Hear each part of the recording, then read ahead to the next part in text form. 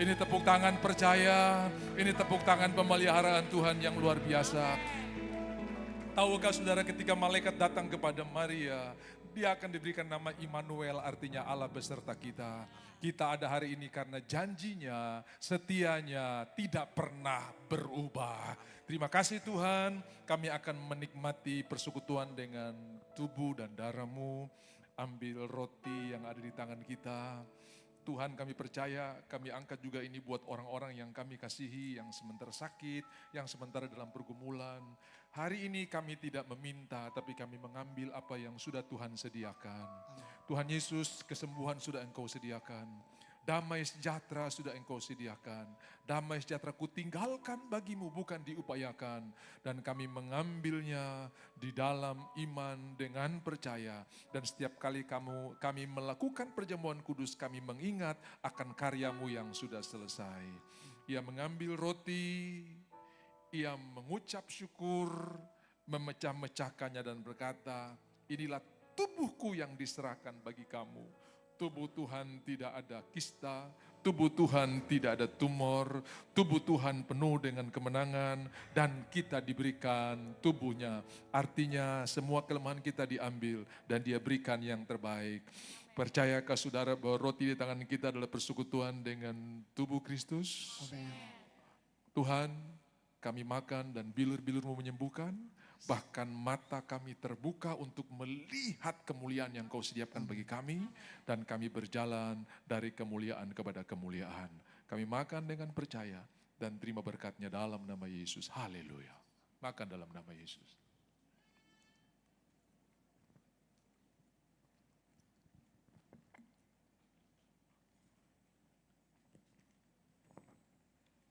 Di mana darah-Mu tercurah, ada perlindungan, bahkan ada jalan yang terbuka untuk kami menerima pertolongan tepat pada waktunya. Bahkan firman Tuhan berkata, darah adalah nyawa.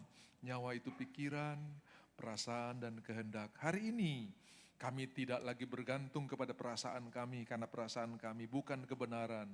Tetapi kami bergantung kepada janji firman Tuhan. Perasaan kami sama seperti Kristus, kehendak kami sama seperti Kristus, dan pikiran kami sama seperti Kristus. Karena Filipi 2 ayat 5, hendaklah kamu dalam hidupmu bersama menaruh pikiran dan perasaan yang terdapat juga dalam Kristus Yesus. Ia mengambil cawan dan berkata, cawan inilah perjanjian baru. Semua bilang perjanjian baru. Saya dan saudara hidup dalam perjanjian yang baru di mana Tuhan menyediakan, Tuhan melepaskan berkat, Tuhan mendahului, aku menguatkan, aku memberkati, aku menuntun, semua dimulai dengan Tuhan. Perjanjian lama semua dimulai dengan kita, kamu harus, perjanjian baru, aku akan, semua dimulai dengan Tuhan. Dan waktu kami meminumnya, bahkan orang-orang yang kami kasih yang tidak bersama-sama dengan kami mendapat berkat yang sama. Percayakah saudara bahwa anggur tangan kita persekutuan dengan darah Yesus? Mari minum dan dengan percaya, dengan iman, kita terima kemenangan, terima kesembuhan, terima perlindungan, terima berkat Tuhan dalam nama Yesus. Haleluya.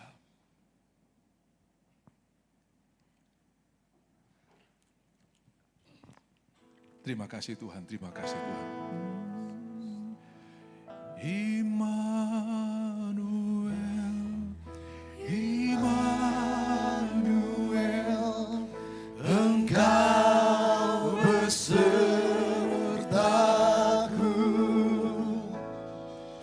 Immanuel, Immanuel, Engkau Allah besertaku. Sekali lagi Immanuel, Immanuel, Immanuel, Engkau besertaku. Immanuel, Immanuel, Immanuel, Engkau Allah besertaku. Kau kuatkan, Kau kuatkan, aku bertahan.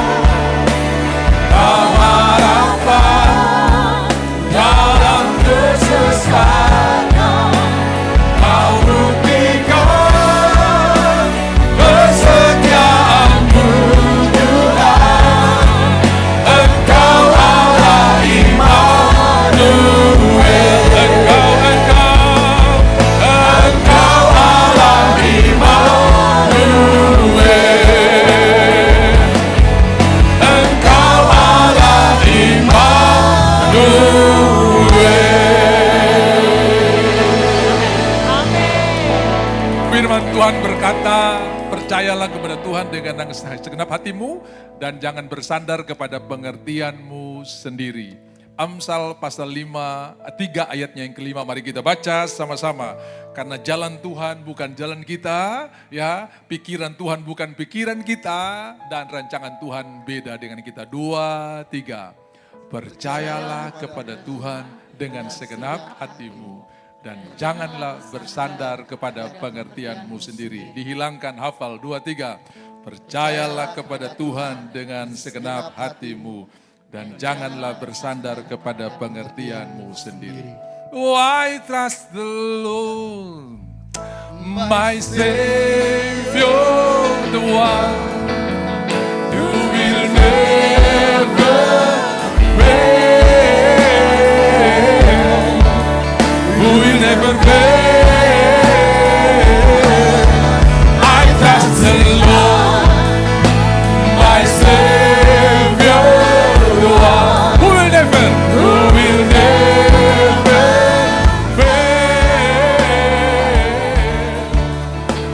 never fail. Sekali lagi, I trust the Lord, I trust the Lord, My Savior, the one who will never fail. who will never fail. Oh, I trust in God, my Savior, the one. Temponya kurang sedikit. You will never fail.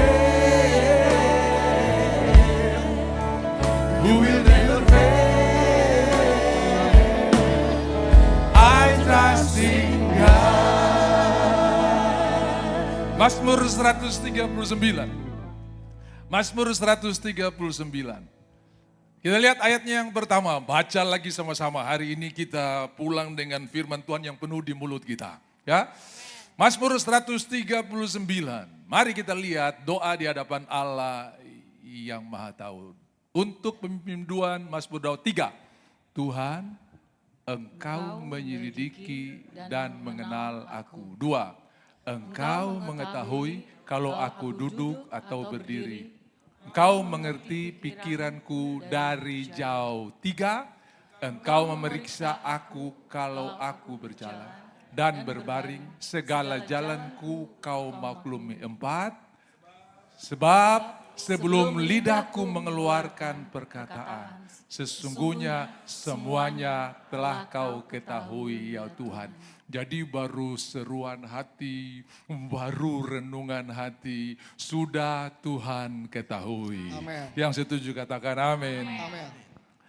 I sought the Lord, and He heard, and He answered me. I sought the Lord, and He heard, and He answered. I sought the Lord, and He heard, and He answered. That's why I trust Him. That's why I trust Him. I sought the Lord, and He heard, and He answered. I sought the Lord, and He heard, and He answered. I sought the Lord, and He heard, and He answered. That's why I trust Him. That's why I trust Him. My Savior, the one who will never fail. He will never fail. Oh, I trust in God, my Savior, the one who will never fail. Who will never fail. I trust in God. Haleluya, haleluya. Ini hari firman lagu karena yang kita nyanyikan semua adalah firman Tuhan. Amin. Nanti kamu pegang mic saya di bawah, baru lanjut dari bawah ya. Tolong hajar dari bawah saudara. Puji Tuhan, Tuhan Yesus sangat baik. Saudara-saudara, kadang-kadang banyak situasi yang datang dalam hidup kita, tidak kita harapkan, tapi itu terjadi ya. Ada banyak keadaan yang kita tidak inginkan, tapi itu benar-benar mengelilingi kita, mengepung kita. Tetapi dengarkan janji Tuhan, kabar baik bahwa di setiap persoalan seperti apapun yang saudara alami, Tuhan ada di sana. Ada yang bilang begini, saya rasa macam Tuhan jauh. Perasaanmu bukan kebenaran, saudara-saudara ya. Jadi jangan terlalu percaya kau perasaan. Percaya firman Tuhan yang adalah kebenaran. Ya, perasaan bisa menipu, tapi kebenaran ya dan amin. Kebenaran itu punya kuasa dan di mana ada kebenaran, di sana akan tumbuh damai sejahtera. Ketika kau naik kapal dari pelabuhan Jayapura pergi ke Serui, pas ombak, lalu di tengah jalan ombak hajar kapal, semua muntah. Begitu turun di pelabuhan Serui, jalan di tanah yang rata, jalan di dermaga yang datar. Tapi kau rasa seperti melayang. Kenapa saya kayak orang melayang-melayang, saudara-saudara ya? Padahal kau sementara jalan di tanah yang datar. Saudara-saudara, itu perasaan kadang-kadang bukan kebenaran. Kebenaran adalah saudara berjalan di tanah yang datar. Jadi hari ini bangun hidup saudara di atas kebenaran. Matius pasalnya yang ke-7 ada 2 dasar saudara-saudara ya. Ada yang bangun di atas pasir, yang ada yang bangun di atas fondasi. Ini rentetan dari khotbah Tuhan Yesus di bukit mulai dengan ucapan bahagia. Kalau bahasa Inggris ucapan berkat, blessed are those. Karena menurut saya bahagia itu salah satu berkat ya. Lebih tajam dalam bahasa Inggris, blessed are those, diberkatilah mereka. Nah saudara-saudara lalu sampai ke pasal yang ke-7. Nah, lewat pasal 6 itu ada doa Bapa kami, kekhawatiran sampai doa Bapa kami saudara-saudara ya. Lalu kita lihat di doa Bapa kami ada 3 untuk Tuhan, 3 untuk kita dan 3 untuk Tuhan. Polanya 3-3-3 ya. Bapa kami dimuliakanlah namamu, datanglah kerjaanmu, jadilah kehendakmu. 3. Lalu yang kedua, 3 untuk kita. Berikanlah kami pada hari ini makan kami dan janganlah membawa kami, ampunilah kami dan jangan bawa kami ke dalam percobaan. 3 untuk kita. Lalu di bawah lagi ada 3 sebab engkau yang punya kerajaan dan kemuliaan dan kuasa. Jadi diapit oleh Tuhan. Kita ada dalam perlindungan Tuhan yang luar biasa. Mazmur 91. Dalam lindungan Allah. Orang yang duduk dalam lindungan yang maha tinggi dan bermalam dalam naungan yang maha kuasa akan berkata kepada Tuhan, tempat perlindunganku dan pertahananku, Allahku yang ku percayai. Masih ingat teka-teki yang saya sampaikan beberapa waktu yang lalu? Jatuh di bawah, cari di atas. Apa itu? Rumah bocor. Kalau musim hujan rumah bocor, air jatuh di bawah, kan cari di lubang di atas mana-mana, di lubang, oh ini lubang. Jatuh di bawah, cari di atas, saudara-saudara ya. Jadi semua peristiwa yang terjadi di bumi ini, cari jawaban ada di atas. Jangan pakai kopu, jawaban sendiri, jawaban ada di atas. Setuju katakan amin. Itu sebabnya saudara-saudara saya akan memberikan satu fakta saudara ya. Bahwa kadang situasi-situasi yang tidak enak mendatangi kita. Bukan kita rekayasa, bukan kita yang ciptakan. Tapi itu benar-benar ada, dengarkan Bapak Ibu. Bahkan sampai kita tidak tahu mau buat apa, kita pilih jalan kita sendiri. Tetap Tuhan ada bersama-sama dengan kita. Dan Tuhan tidak tunggu di luar persoalan kita. Tapi Dia ada di dalam persoalan kita. Waktu 3 orang Ibrani yang ambil keputusan sekalipun Tuhan tidak tolong kita, kita tidak akan menyembah. Namanya Sadrak, Mesak, Abednego. Semua bilang Sadrak, Mesak, Abednego. Mau saudara tahu Sadrak, Mesak, Abednego ini nama-nama dewa di Babilonia. Karena persyaratan untuk masuk di dalam diklatnya Babilonia, diklatnya Nebukadnezar, maka semua orang namanya harus dirubah menurut nama dewa-dewa yang ada di Babilonia. Dan Daniel diberikan nama Belsasar, Misael, Hananya, Asarya, diganti namanya menjadi Sadrak, Mesak, Abednego. Ini nama-nama dewa yang ada di sana. Jadi saudara-saudara yang dikasihi oleh Tuhan, casing tidak terlalu penting, isi yang penting. Kalau kau terima hadiah ulang tahun, kau kejar casing atau kejar isi? 30 menit dong bungkus, 5 menit hancur di kopu tangan, saudara-saudara ya. Jangan ini bagus, kertas kadonya bagus. Oh tidak ada, kita tidak kejar kulitnya, tapi kita kejar isinya. Saya berdoa hari ini, saudara-saudara ya, casing tidak terlalu penting untuk kita urus, tapi isi. Karena kalau isi mantap, dari dalammu akan terpancar kehidupan. Biar tidak pakai lapis 1, lapis 2, lapis 3. Kalau di dalam sini mantap, muka bercahaya. Amin. Mau bukti ini masih di perjanjian lama saudara-saudara ya. Musa naik ke Gunung Sinai 40 hari tercuci muka, teramandi saudara-saudara ya.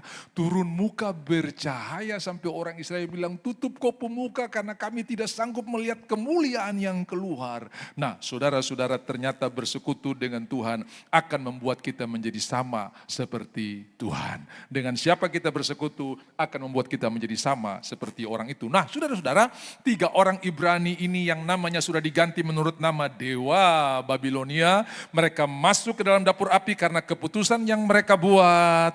Lalu saudara, waktu 3 orang ini dilemparkan, Alkitab tulis jelas dalam Daniel pasal 3, bahkan yang membuang mereka sudah hangus sebelum orang-orang ini dilepaskan. Dan ada 4 orang yang kelihatan. Raja berkata, bukankah 3 yang kita buang, kenapa ada 4? Dan 1 seperti dewa, itulah Tuhan. Dia tidak tunggu di luar dapur api dengan sertifikat dan ucapan terima kasih.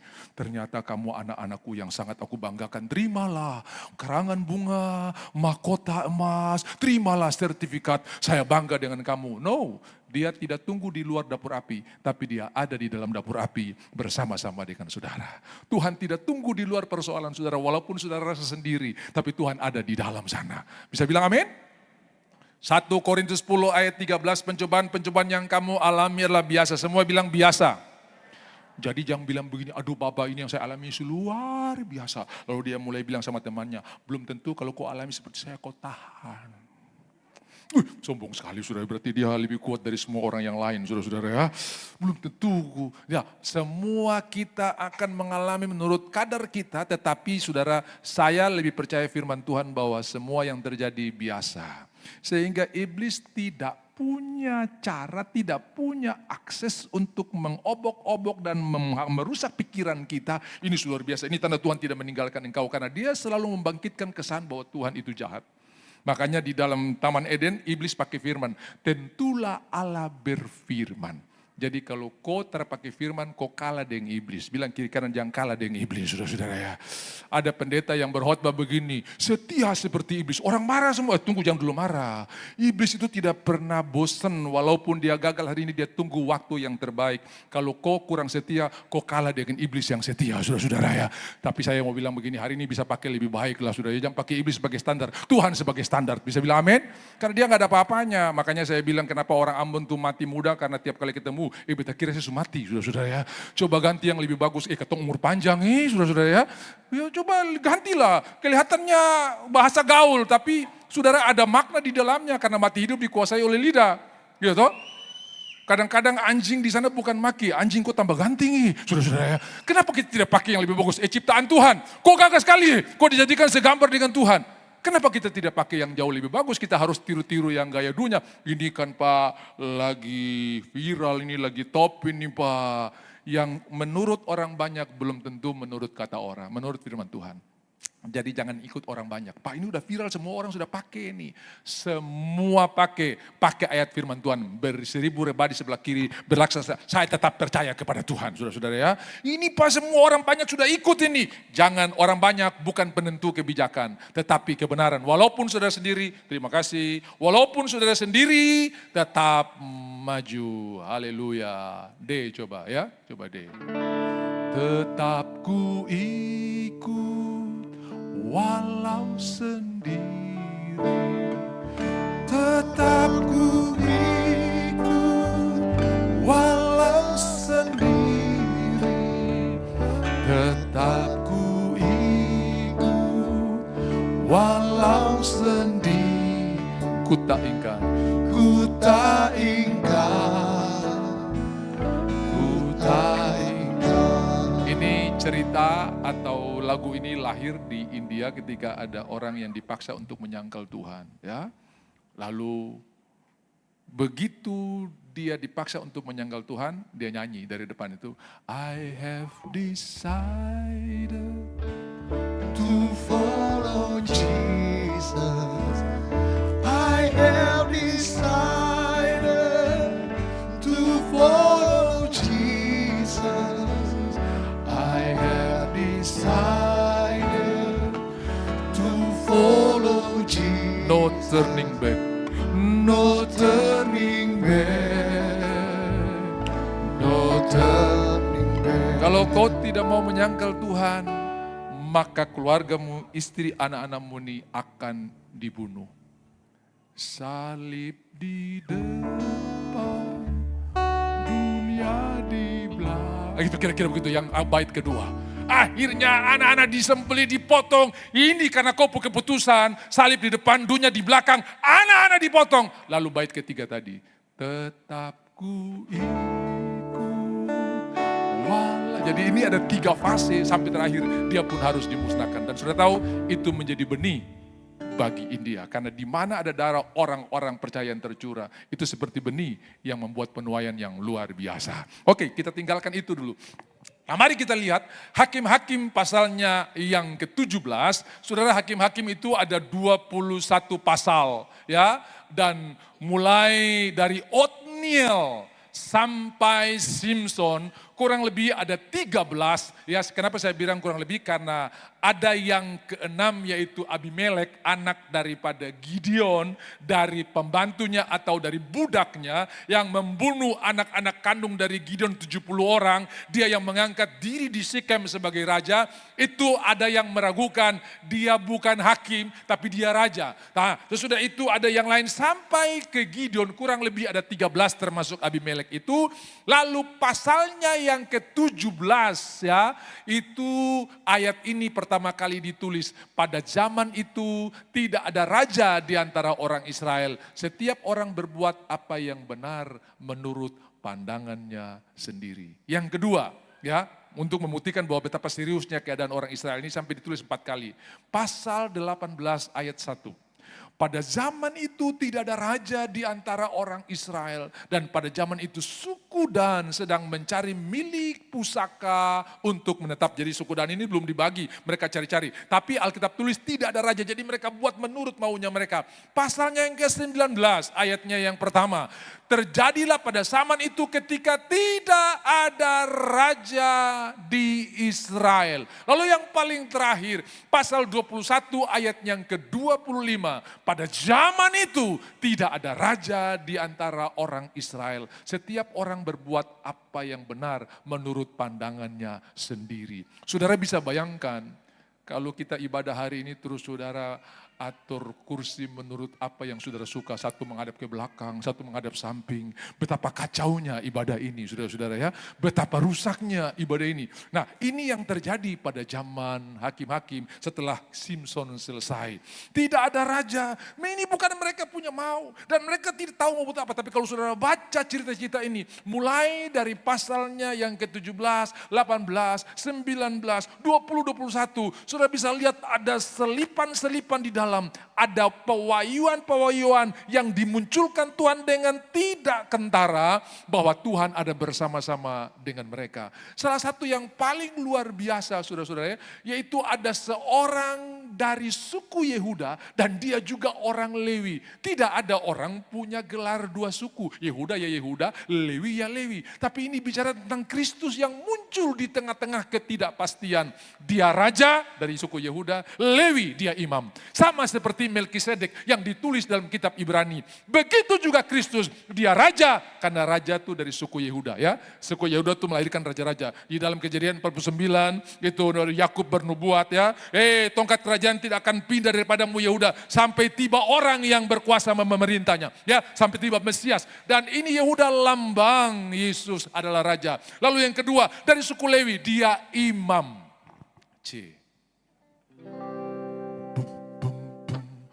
Ku sanjung, bum, bum, bum. Kau di tempat bum, bum, bum. Sebab engkau imam besar aku. Ku sanjung, kau lebih dari yang lain.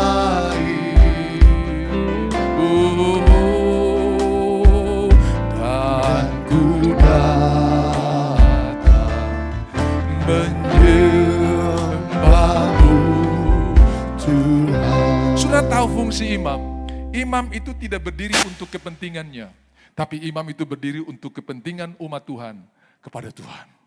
Ya, begitu imam mantap, Jadi kalau imam masuk ke dalam bait Allah membakar korban tahunan, maka di kakinya sudah diperlengkapi dengan giring-giring atau bel kecil itu kayak kring-kring-kring dulu kalau orang suka pakai kepada adik-adik kecil ya, balita-balita itu kayak kalung di kaki yang kalau dia jalan bunyi kring-kring. Nah itu berarti itu imam pakai itu, lalu diikat dengan tali. Selama gring-gring itu masih berbunyi, berarti dia masih hidup.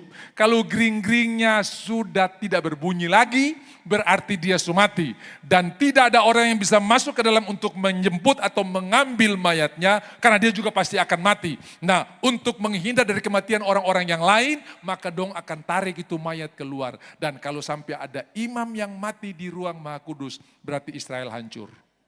Panen gagal, perang kalah, semua musibah terjadi, bala sambar di mana-mana. Tapi kalau imam berhasil, maka Israel aman. Jadi begitu imam habis bakar korban dia keluar hidup, itu semua orang Israel bertepuk tangan, haleluya, panen kita berhasil, hujan awal, hujan akhir akan muncul pada waktunya, kita akan menang melawan musuh-musuh, semua mereka bersuka cita. Jadi imam ini sementara mewakili umat Tuhan. Nah Tuhan Yesus, imam terbaik. Satu-satunya gelar yang diberikan imam besar agung. Ya. Imam bukan cuman imam besar, great high priest. Imam besar agung, itu Tuhan Yesus. Berarti engkau layak menerima keagungan, engkau layak menerima berkat, engkau layak menerima kemuliaan. Amin. Ayatnya mana Pak? Mazmur 91 ayat 14 mulai. Sungguh hatinya melekat kepadaku maka aku akan meluputkannya. Aku akan membentenginya sebab ia mengenal namaku. Bila ia berseru kepada kau, aku akan menjawab. Aku akan menyertai dia dalam kesesakan.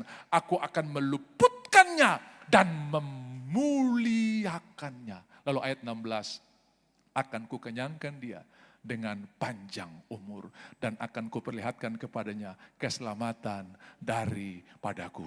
Baca sama-sama ayat 16, 2, 3.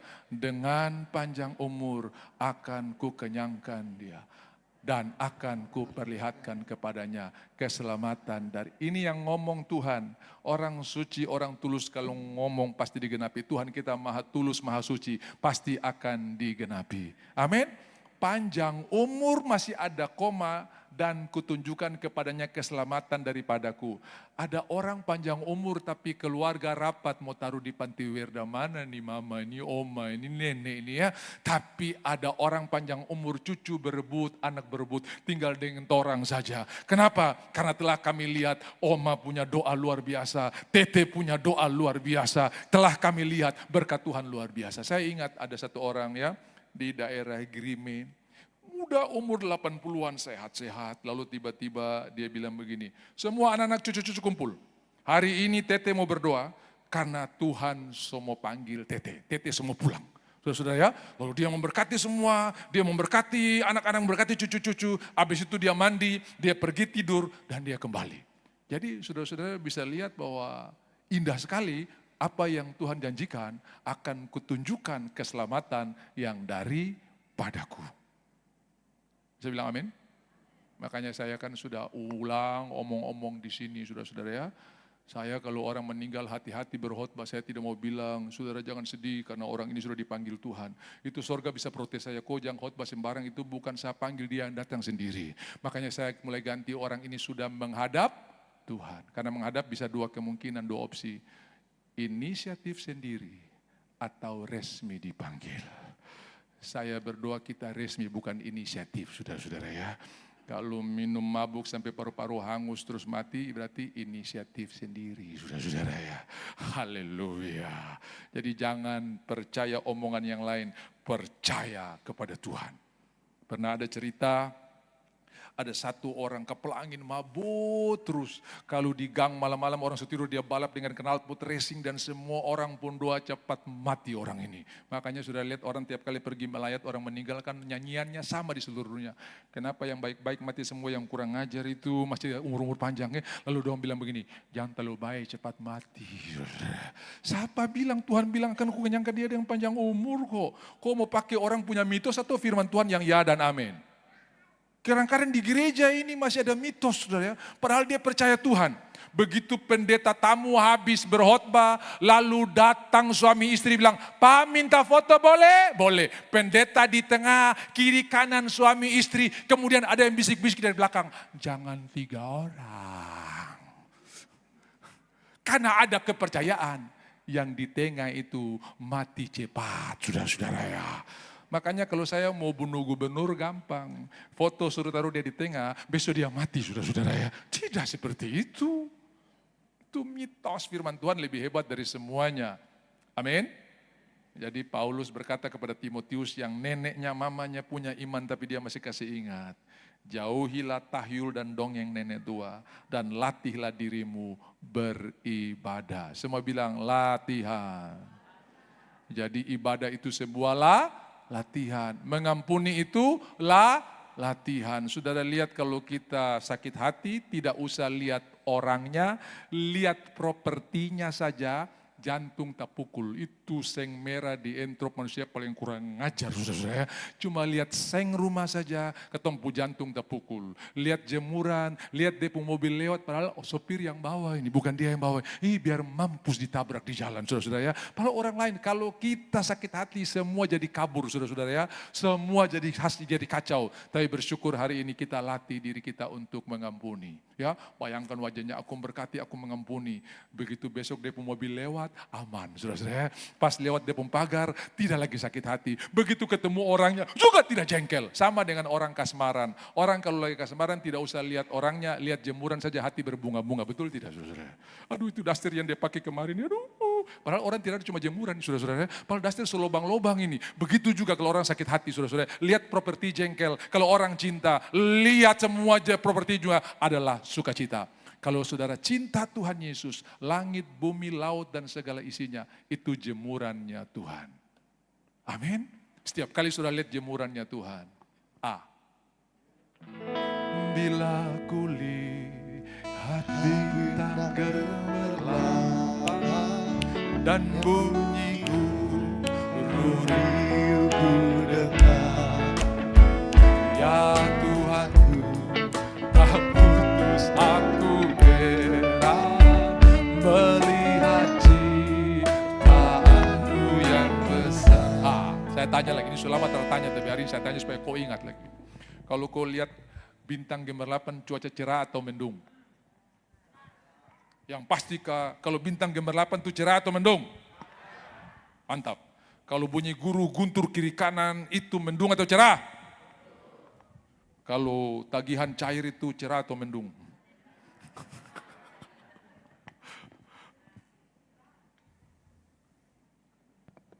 Cerah jangan menyangkal berkat Tuhan lah saudara-saudara ya.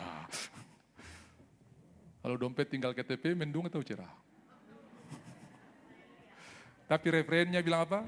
Maka jiwaku pun memujimu, sungguh besar kau Allahku. Maka jiwaku pun memujimu, sungguh besar kau Allahku. Mace pulang pasar ngamuk-ngamuk, Pace, uang belanja yang kau kasih tidak cukup. Lihat nih, saya cuma bisa beli 1. Cabai dengan tomat saya bisa beli. Kau budak-budak saya terbikin. Pace langsung nyanyi. Maka jiwaku memuji. Itu Mace bertobat. Suterakan marah-marah kau, saudara-saudara ya. Saya tanya, orang Kristen boleh baku marah sama istri? Boleh. Tapi baku marah yang Alkitabiah. Apa itu baku marah Alkitabiah? Perempuan, kau dengar ya? Kau perempuan paling saya sayang di muka bumi. Begitu. Pulang praktek, saudara-saudara ya. Waktu saudara praktek, istri bisa bilang begini, jangan-jangan hari terakhir dia hari ini, saudara-saudara. Tapi mari kita lakukan daripada kita menunda. Satu cerita, ini kisah nyata. Ada seorang bapak muda, ya, bapak ini masih punya keluarga lengkap. Dia mengikuti satu ibadah yang berkata begini, pernahkah engkau say thanks atau berkata terima kasih buat orang-orang yang kau kasihi? Ya, kan kita nih kadang-kadang, ya dia tahu sapu hati saya termarah, tapi ngomong tuh terpernah. Padahal itu perlu dideklarasikan, karena di atas kayu salib tuh Tuhan tidak dalam hati. Saya sudah dalam hati, semua ada 7 perkataan dalam hati, biar kau terus dengar, Tuhan dengar. Tidak, dia ngomong keras-keras, sampai orang bisa salah duga, dia panggil Elia, padahal dia bilang Eli, Eli lama sabaktani. Dia ngomong dengan keras, makanya saudara bisa omong, lalu di pendeta ini berkhotbah, pernahkah engkau berkata kepada orang yang kau kasihi, orang-orang yang dekat denganmu, I love you. Ya. Aduh, dia sadar, dia dengan papanya ini tidak ada konflik, tidak ada bentrok, tapi ya biasa saja. Walaupun dia sayang papanya sayang dia, tapi dia belum pernah ada satu, papa saya sayang kau, ya anak saya belum pernah, ya tidak, biasa saja. Nah malam itu dia dijamah Tuhan dan dia bilang begini sama istri, Ma, habis ibadah saya belum langsung pulang, saya mau mampir sebentar di orang tua, ya terapa-apa.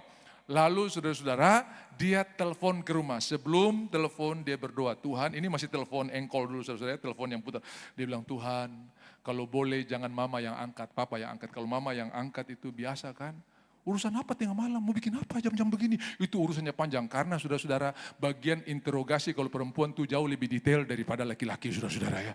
Ya, makanya saudara suami kalau pergi sudah lewat jam, dia cuma kasih 3 awalan. Sama? Nah itu yang kedua saudara-saudara ya. Yang ketiga, balik kapan? Itu berani yang ketika kau salah jawab, pulang pintu sudah kunci, saudara-saudara ya. Tapi di sini tidak ada, saudara. Sudah bertobat semua, sudah setuju katakan amin. Makanya saya bilang yang di bar itu sebetulnya punyanya orang Kristen. Cuma karena jarang dipraktek, dia pindah ke bar. Kenapa banyak suami yang suka pergi ke bar? Karena yang di rumah punya sudah pindah di sana. Dia belum pegang handle pintu sudah buka. Di rumah dia tutup pintu sampai tangan merah-merah. Istri lagi nonton drama Korea. Dia bilang, papa lewat pintu belakang. Lagi tegang ini saudara. Di bar tidak suruh lewat pintu belakang, pintu terbuka. Di rumah suruh lewat pintu, dia akan balik besok saudara ya. Lalu sampai di bar dia belum tanya, udah ditanya, mau minum panas atau dingin pak? Di rumah saya suruh paksa-paksa mah bikin kopi kak. Dia cuma kasih tunjuk alamat. Gula di situ, kopi di situ, air panas di situ. Bikin sendiri saudara ya.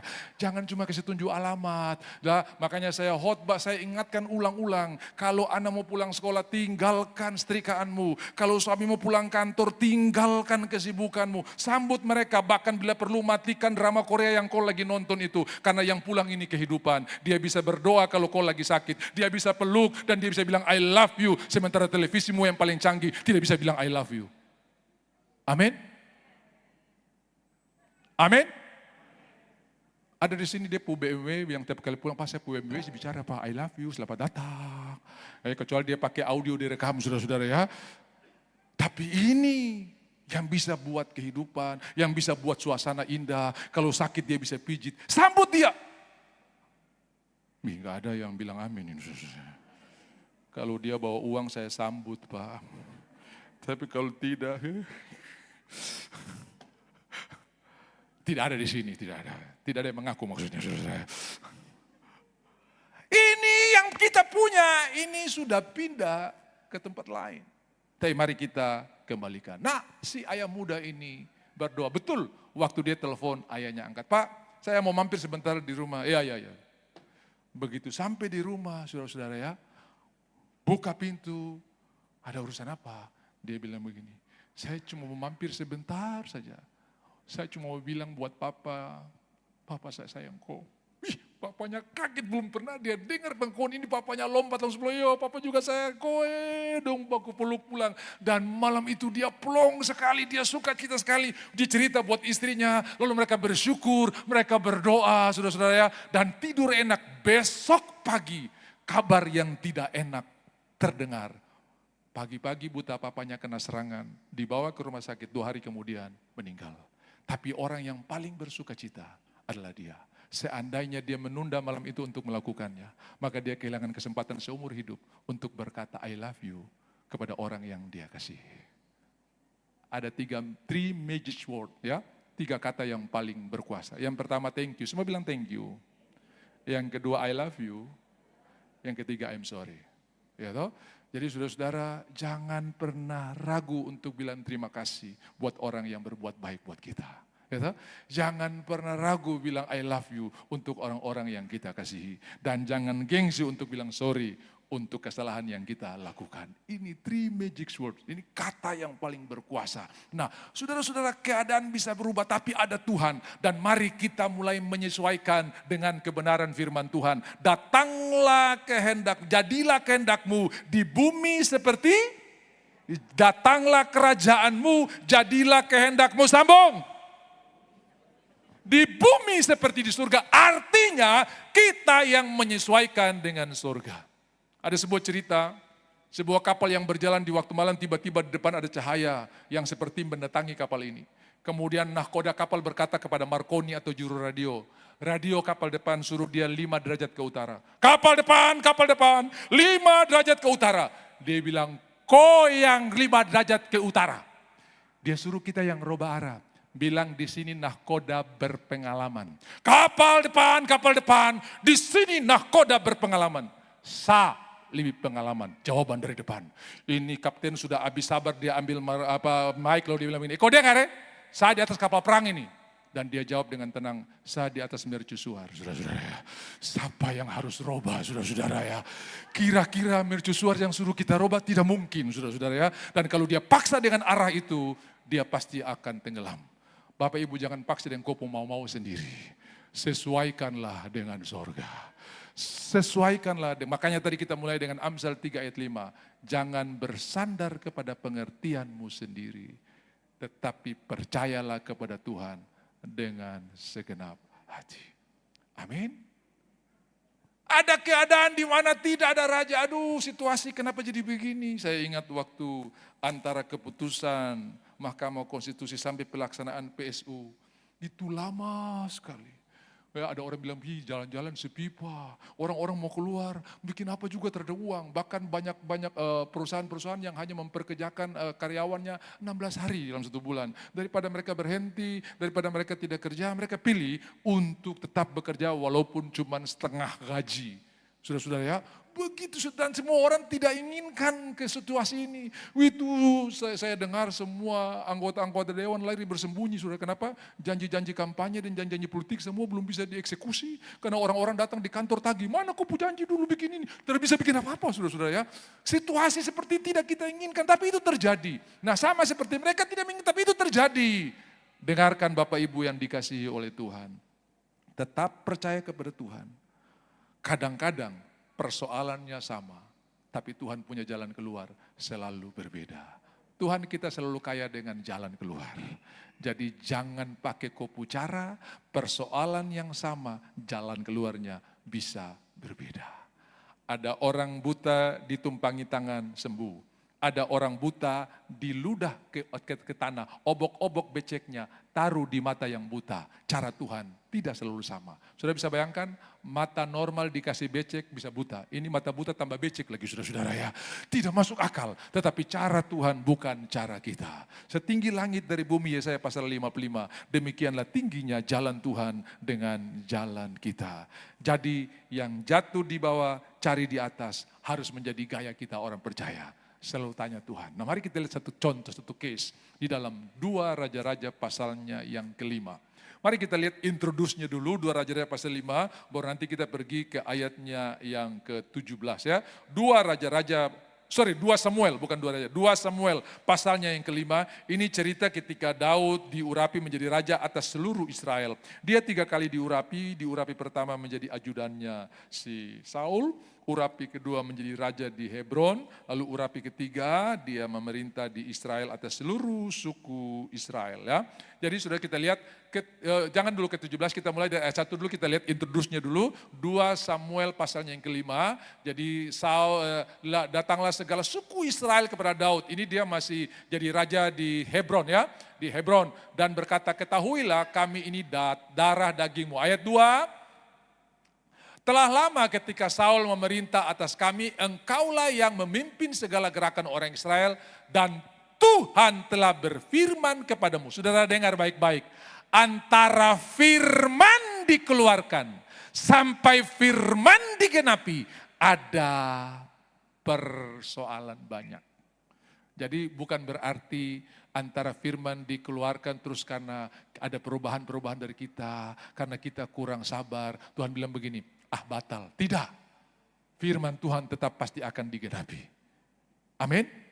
Jadi waktu Tuhan berkata, anakmu lah yang nanti akan jadi ahli waris. Abraham sudah berbagai cara bergumul. Sampai Lot yang ditawan oleh Kedorlaomer, dia coba kejar dulu, jangan sampai karena ini orang yang paling dekat dari semua keluarga. Akhirnya Tuhan bilang bukan, karena akhirnya juga Lot begitu dikembalikan. Masih tidak mau bergabung dengan Abraham, saudara-saudara ya. Lalu Abraham kasih pilihan kepada Tuhan. Eliezer orang Damsik, dia yang dekat dengan saya. Bukan, dia bukan ahli waris. Bukan dia yang jadi ahli waris, tapi anakmu. Tunggu antara firman yang diucapkan. Makanya si Sarah tersabar. Dia bilang, Papa Abraham, ini ada sapu pembantu Hagar nih. Ayo hampiri dia supaya kasih anak buat saya. Saya pikir mungkin waktu Sarah tawarin itu pasti Abraham marah. Mama, kenapa baru sekarang? Gitu kira-kira saudara ya. Mohon maaf saudara-saudara ya. Tapi Alkitab tulis akhirnya Ismail lahir. Lalu ketika Ismail lahir, apakah Tuhan bilang begini? Karena kau teras sabar tunggu janji dariku, maka Ishak tidak akan kuberikan. Tidak, tetap diberikan. Ya, lalu Paulus berkata kepada jemaat di Galati, saudara lihat, kalau lihat dari papa, saudara kandung. Betul tidak? Kalau lihat dari mama, saudara tiri. Ya, di Israel di Timur Tengah ini ada satu gerakan namanya gerakan anak Abraham atau perjanjian Abraham atau Abrahamic Covenant. Ya, jadi orang Arab itu masih saudara ini, itu masih saudara. Tapi Paulus berkata dengan jelas sekali bahwa Hagar itu gunung Sinai, tapi Sarai itu gunung Sion. Yang satu hukum Taurat, yang satu kasih karunia. Papa sama, tapi mama. Tapi kalau ada yang bilang begini, segala perkara dapat kutanggung dalam dia yang berikan kekuatan kepada. Berarti ini gunung Sion. Tanya kiri kanan, kau gunung Sion ke Sinai. Kalau Sinai itu peraturan vol, kalau gunung Sion itu anugerah vol. Amin. Anugerah sama peraturan itu dua hal yang berbeda. Peraturan bekerja dari luar, anugerah bekerja dari dalam. Di satu keluarga mereka punya dua anak. Yang laki-laki urusan luar rumah, yang perempuan urusan dalam rumah. Bangun pagi, halaman, di luar, laki-laki. Dalam rumah, ruang tamu, dalam dapur, perempuan. Nah itu pertama jalan bagus, lama-lama dong bosan. Aduh, bangun pagi ini lagi, bosan. Nah rasa bosan mereka ini mulai kedengaran buat orang tua. Kayaknya anak-anak kita mulai bosan dengan peraturan ini lagi. Tapi sementara mereka berdiskusi bagaimana merubah situasi ini, tiba-tiba mereka kaget karena satu ketika ini anak gadis bangun lebih awal dan dia kerja bukan cuma urusan dia yang kemarin masih bersungut-sungut urusan dalam rumah. Ini dia kerja, dia hajar dari luar sampai di dalam dengan ceria, dengan sukacita, dengan tertawa tanpa bersungut-sungut. Orang tua bingung, ibu kemarin dia ngomong, ini lagi, ini cuma urusan dalam rumah dia sudah ngomong. Tapi hari ini kenapa dia kerja di luar rumah, dalam rumah tanpa marah, tanpa sungut-sungut, malah muka sukacita. Selidik punya selidik, sore hari teman cowoknya mau datang. Oh, ada sesuatu yang bekerja bukan lagi aturan, tapi dari dalam. Namanya cinta. Ini yang disebut dengan kasih karunia. Bapa sama, tapi mama beda. Saya berdua kita punya mama Gunung Sion. Haleluya. Segala perkara dapat kutanggung di dalam Dia yang memberikan kekuatan kepadaku. Filipi 4 ayat 13. Ini orang-orang Gunung Sion, nyanyiannya beda. Kalau Gunung Sinai, Tuhan tak sanggup. Jadi aku tak sanggup lagi itu sebetulnya nyanyian Gunung Sinai. Aku tak sanggup lagi menerima. Tapi kalau lagu Gunung Sion, F. Segala perkara dapat ku tanggung. Di dalam Dia kekuatanku. Di dalam Dia kekuatanku. Jadi bukan kita, tapi Tuhan. Kalau di Gunung Sinai, kamu harus. Tapi di Gunung Sion, kekuatan datang dari Tuhan. Sukacita datang daripada Tuhan. Amin. Hari ini saya terpakai jam jadi minta maaf ya saudara. Maksudnya ada jam tapi saya tidak lihat saudara ya. Karena saya juga tidak mau jadi orang yang matanya kejam saudara-saudara ya. Saya tahu mata kejam, tiap 5 menit lihat jam. Mata kejam ya saudara. Bukan mata jahat bukan, tapi mata kejam. Nah, saudara-saudara yang dikasihi oleh Tuhan. Jadi kita menyesuaikan dengan Tuhan dan kita lihat orang-orang ini tidak punya raja. Tetapi Tuhan ada di dalamnya. Karena ini kondisi bukan mereka ciptakan. Ini kondisi bukan mereka yang rancang. Tapi mari kita lihat, ini contoh yang akan mengakhiri khotbah saya. Bagaimana Daud ini sudah dipilih oleh Tuhan. Tapi antara firman dikeluarkan sampai menggenapinya ada proses. Tetap percaya karena firman Tuhan tidak akan kembali dengan sia-sia. Yesaya pasal 55. Kembali kepada 2 Samuel pasal 5 tadi. Ya, dikatakan dalam ayatnya yang kedua, firman Tuhan, Tuhan telah berfirman kepadamu, engkau yang harus mengembalakan umatku Israel dan engkaulah yang menjadi raja atas Israel. Ini firman yang bukan cuma diketahui oleh tua-tua, bukan cuma diketahui oleh orang-orang yang ada di rumah Tuhan, tapi Yonatan pun tahu, bahkan Saul pun tahu, tapi dia pura-pura tidak tahu karena dia tetap berusaha untuk melanjutkan tongkat kepemimpinan kepada anaknya Jonathan. Dan Jonathan bilang begini, Papa, saya sudah tahu firman Tuhan. Daud yang nanti akan jadi raja gantikan Papa. Dan kita dua sudah punya perjanjian. Kalau dia jadi raja, saya jadi perdana menterinya. Papa jangan paksa kalau bukan kehendak Tuhan. Anak kurang ajar. Kau tidak tahu Papa punya perjuangan. Sekali lagi saya mau dengar, bisa pakai saudara. Berhenti melawan firman Tuhan. Percuma, engkau tidak mungkin menang. Amin. Karena tadi itu seperti mercusuar. Dan ketika Saulus ditangkap Tuhan di Damsyik, ada suara dari sorga yang berkata begini, Saulus, Saulus, mengapa engkau menganiaya aku? Sebagai orang yang punya teologi yang hebat, dia sekolah di dalam sekolah yang dipimpin oleh Gamaliel. Dia punya pengetahuan tentang Tuhan yang satu itu kuat sekali. Makanya begitu orang bilang ada Tuhan yang lain namanya Esa, dia yang namanya Yesus. Dia marah sekali ya. Dia sudah terbiasa menyanyikan lagu di sinagoga ya. Shema Israel, Adonai Eloheinu, Adonai Ehad. Ya, dengarlah Israel, Tuhan itu Esa. Saudara-saudara ya. Saudara-saudara, jadi ketika orang bilang ada Yesus, dia berusaah ada Tuhan Yesus, dia berusaha untuk menghancurkan. Dan dalam perjalanan ke Damsyik itu ada suara, ada cahaya yang lebih terang daripada matahari. Lalu ada suara dari surga, Saulus, Saulus, mengapa engkau menganiaya aku? Dia berhenti sejenak dan dia berpikir, ini merusak, menghancurkan pengertiannya. Karena yang dia aniaya orang-orang di atas bumi, kenapa orang di langit yang pusing? Lalu dia bertanya, siapakah engkau yang aku aniaya? Saya ini tidak urusan dengan orang di langit, saya urusan dengan orang di bumi. Lalu dari surga menjawab, dari langit menjawab, akulah Yesus yang kau aniaya. Sudah lihat Paulus menulis tentang tubuh Kristus paling hebat. Kenapa? Di situ dia tahu, tubuh kepala. Sebagai kepala dia ngerasa dulu kalau tubuhnya diobok-obok. Makanya saudara lihat dari dulu sampai sekarang, gereja mau dihancurkan, orang percaya mau dihalangi, gereja dibakar, orang-orang yang membakar sekarang jadi pendeta, saudara-saudara. Sudah bisa lihat di YouTube, saya dulu mantan pembakar gereja, saya dulu mantan penganiaya. Dia bukan orang pertama, Saulus pernah mengalaminya. Jadi mereka utus dengan uang untuk hancurkan orang Kristen, dia pulang sebagai orang percaya. Makanya sekarang Paulus yang mau dibunuh, saudara-saudara ya. Saya utus kau untuk hancurkan, kenapa kau sekarang kau jadi orang kayak mereka? Saudara, lalu ada suara yang bilang begini, dengarkan Saulus, sukar bagimu untuk menendang gala rangsang. Nah, apa itu gala rangsang? Saya pakai ilustrasi yang sederhana. Dulu waktu saya kecil, kalau orang tua mau bikin sayur santan, maka dulu belum ada mesin parut gitu, belum ada ya. Kita pakai cukuran.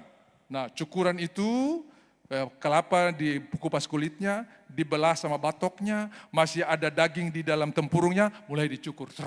Seruk. Nah, kalau sudah selesai dicukur, biasanya mata cukuran itu ditutup dengan kain atau kaos atau pakai sabut kelapa ditancapkan di sana supaya kalau orang jalan nggak sengaja nendang itu kakinya aman. Nah, saya tanya, kalau sudah cabut dia punya kaos, cabut dia punya sabuk, kau tendang itu mata cukuran. Kira-kira mata cukuran yang tumpul atau kaki yang putus? Kaki yang putus. Jadi percuma engkau menendang gala rangsang, artinya apa? Kalau kau lawan pekerjaan Tuhan, sama seperti engkau menendang mata cukuran. Bukan pekerjaan Tuhan yang hancur, tapi kau yang hancur. Saudara, firman Tuhan ya dan amin. Jadi jangan melawan firman Tuhan, percaya. Saul berusaha melawan firman Tuhan dan sudah tahu akhirnya dia dan Yonatan mati di Gunung Gilboa. Itu pun Daud menangis. Tidak ada embun di Gunung Gilboa lagi. Mengapa telah gugur pahlawan? Begitu cintanya, begitu hebatnya penghargaan Daud kepada Saul dan Yonatan. Walaupun dia kurang ajar, dia tetap menghormati sebagai pahlawan. Saudara-saudara, kalau hari ini pergi ke Israel di daerah utara, saudara akan lihat daerah Galilea hijau semua. Tapi ada satu gunung, satu puncak yang tiba-tiba botak, lalu kiri kanannya adalah hijau. Saudara, itu Gunung Gilboa yang dikutuk oleh Daud. Hendaklah tidak ada embun di Gilboa. Nanti sudah baca itu di dalam 2 Samuel pasal yang pertama. Bagaimana Daud menangisi Saul dan Yonatan. Saudara, firman Tuhan datang. Yonatan percaya tapi sayang karena dia adalah anak daripada Saul. Dua mati di Gunung Gilboa. Telah nyata, benar firman Tuhan. Ya, ditanyakan, jangan dihilangkan. Engkaulah yang harus menggembalakan umatku Israel dan engkaulah yang menjadi raja atas ini. Waktunya sudah tiba, ya. Ayatnya yang ketiga.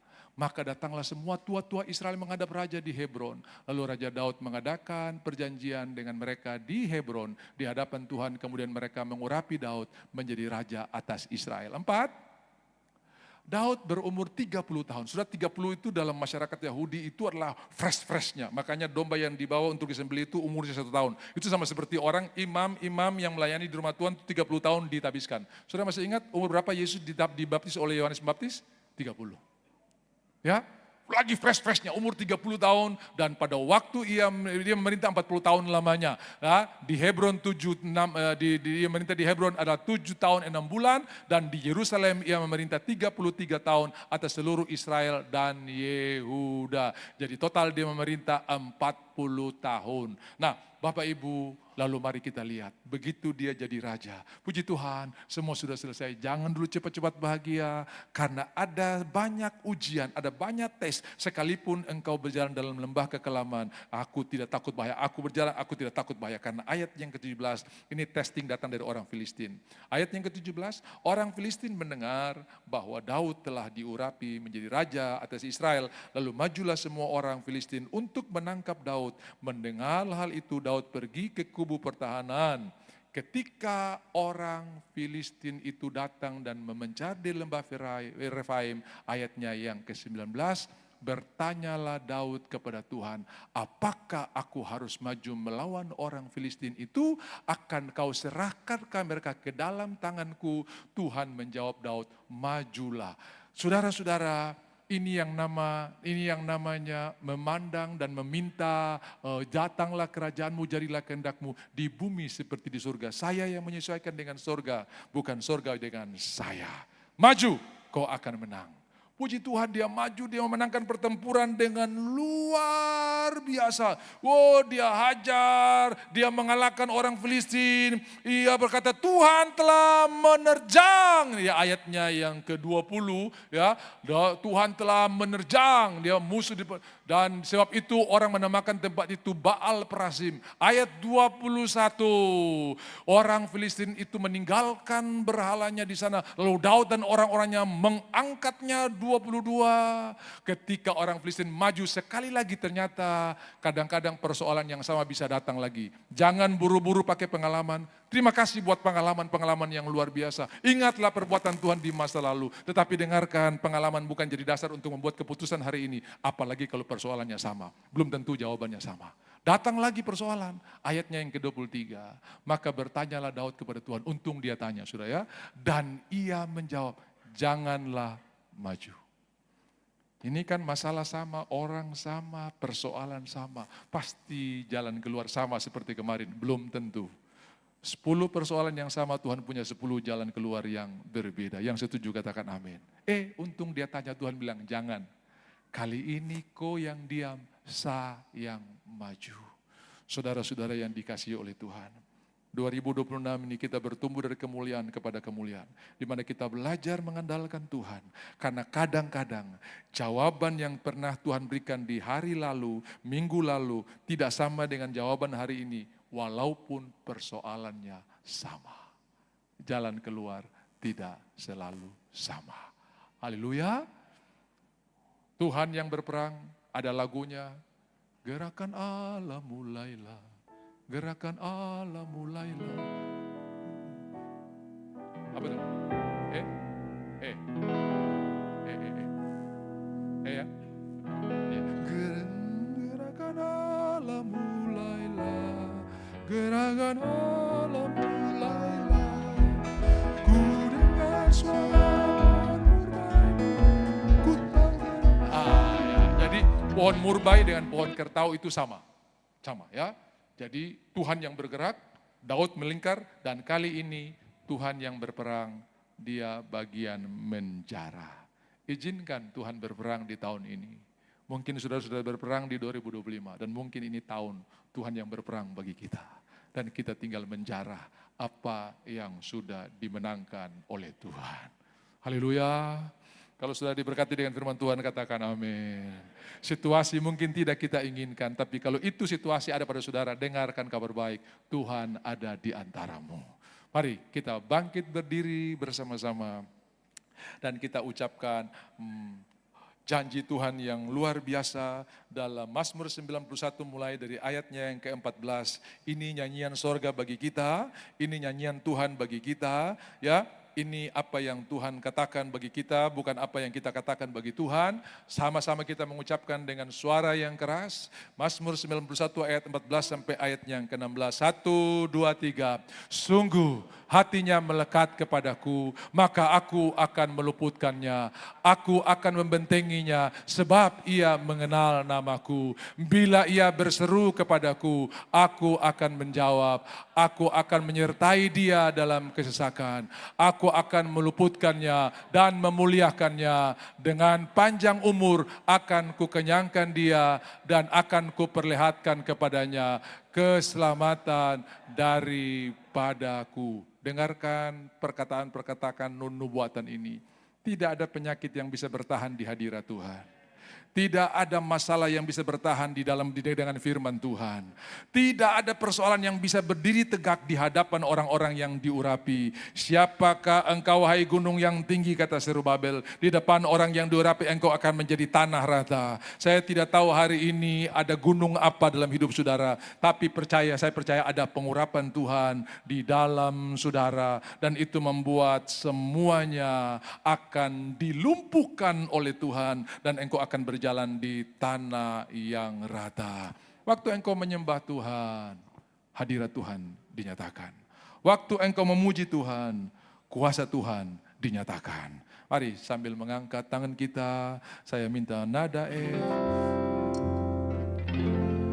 saat ku menyembah, rohmu bekerja, rohmu bekerja. Saat ku memuji, kau bertakhta di atas pujian. Ku angkat hatiku, ku pandang kekudusanmu, ku pandang kekudusanmu. Saat ku sembah,